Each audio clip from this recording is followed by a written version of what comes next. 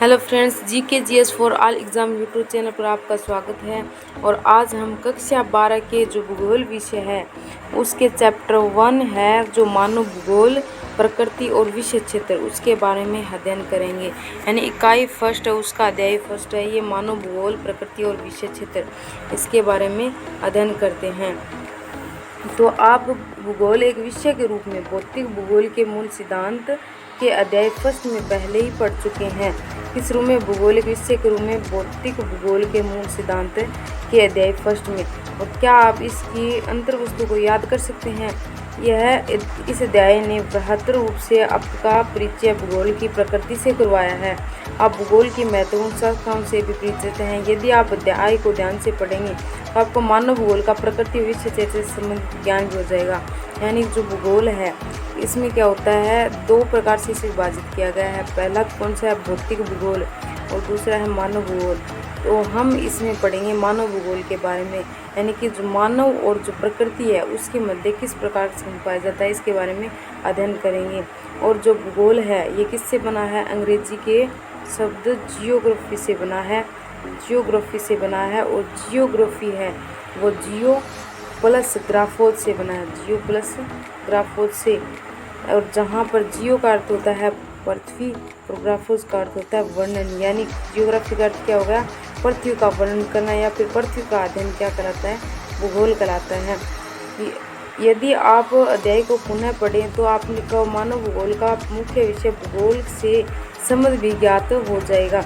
जैसा कि आप जानते हैं कि एक अध्ययन क्षेत्र के रूप में भूगोल है वो संकलनात्मक, अनुभविक और व्यवहारिक है।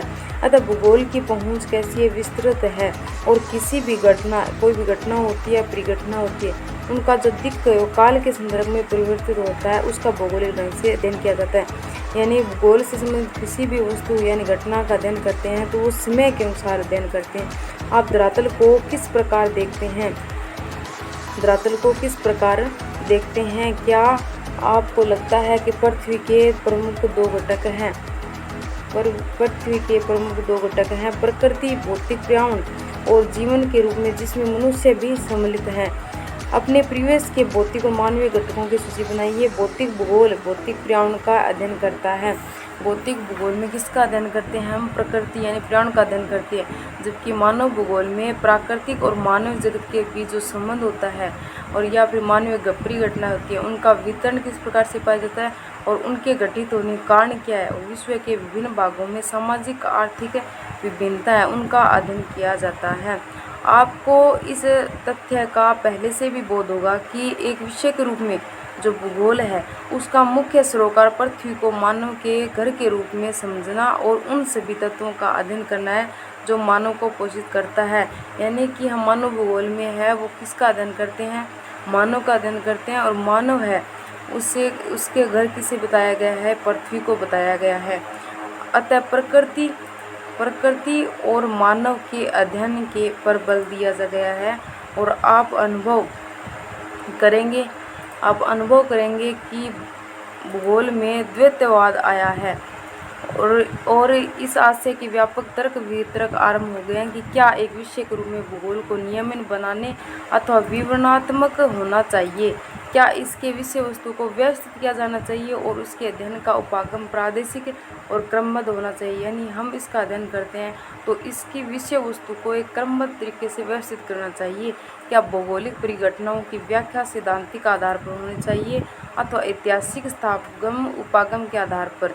ये बौद्धिक अभ्यास के मुद्दे रहे हैं। और अंततः आप मूल्यांकन करेंगे कि प्रकृति और जो मानव है इनके बीच विद्या जो द्वैतता पाई जाती है वो नहीं है, पर क्योंकि प्रकृति और मानव है वो एक अविभाज्य तत्व है और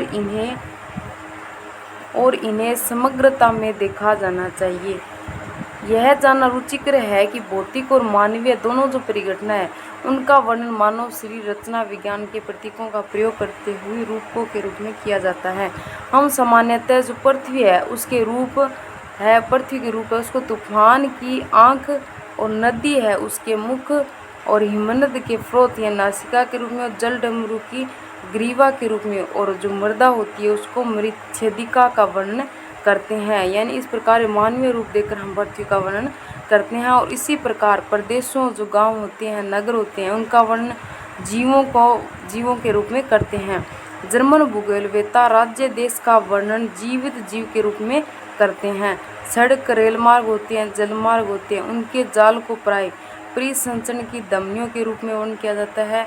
क्या आप अपनी भाषा से ऐसे शब्दों और व्यक्तियों को एकत्रित कर सकते हैं? अब मूल प्रश्न उत्पन्न होता है कि क्या हम प्रकृति और मनुष्य को पृथक कर सकते हैं? यानी पृथ्वी और मनुष्य एक दूसरे से जुड़े हुए हैं, क्या हम इन्हें अलग कर सकते हैं, जबकि वे इतनी जटिलता से आपस में जुड़े हुए हैं? यहाँ पर कुछ परिभाषाएं दी गई हैं, जैसे मानव भूगोल के बारे में रेडजेल ने क्या कहा है। ये एक भौतिक यानी कि मानव भूगोल के बारे में ये बताते हैं कि मानव भूगोल है वो मानव समाज और धरातल है, उनके बीच संबंधों का अध्ययन किया जाता है। तो वो किस में करेंगे? हम मानव भूगोल में अध्ययन करेंगे। और ऊपर दी गई परिभाषा के संश्लेषण पर जोर देते हुए सैंपल ने कहा कि मानव भूगोल अस्थिर जो पृथ्वी है और क्रियाशील जो मानव, उनके बीच परिवर्तनशील संबंधों का अध्ययन है। इनके अनुसार क्या है मानव भूगोल कि पृथ्वी है वो गतिशील है और क्रियाशील मानव है, इन दोनों के मध्य जो परिवर्तन होते हैं इनका अध्ययन करना ही मानव भूगोल का मुख्य लक्ष्य है। और सैंपल की परिभाषा के संबंधों की गत्यात्मकता का मुख्य शब्द है। और उसके बाद पॉल विडाल डिला ब्लास ने कहा कि हमारी पृथ्वी को नियंत्रित करने वाले भौतिक नियमों और इस पर रहने वाले जीवों के मध्य संबंधों के अधिक संश्लेषित ज्ञान से उत्पन्न संकल्पना कौन सी है? मानव भूगोल है।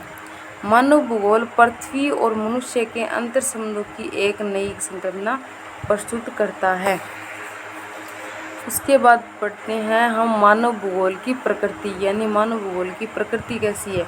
तो मानव भूगोल है वो भौतिक पर्यावरण और मानव जनित सामाजिक, यानी मानव द्वारा बनाया गया सामाजिक सांस्कृतिक पर्यावरण है, इनके बीच अंतर संबंधों का अध्ययन उनकी परस्पर जो क्रियाएं होती है, अन्य क्रिया, उनके द्वारा करता है।